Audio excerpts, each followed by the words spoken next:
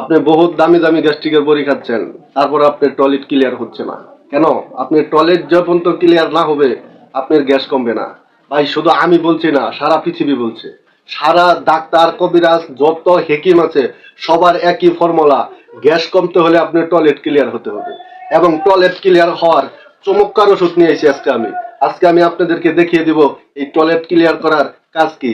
আপনি একদিন খেয়ে দেখেন, আপনি একদিন খেলে পরের দিন দেখবেন যে আপনি এক সপ্তাহ টয়লেট একদিনে করছেন, আপনার পেটটা খালি হবে, আপনি যেন একটা স্বস্তির অনুভব করবেন যে আমার জন্য পেটের থেকে বোঝা কমছে। এরকম ধরনের ওষুধ আজকে আমি আপনাকে দেখিয়ে দিব। এবার দেখেন, এই দেখেন এটা কি দেখছেন, এটা হলো সোনা পাতা।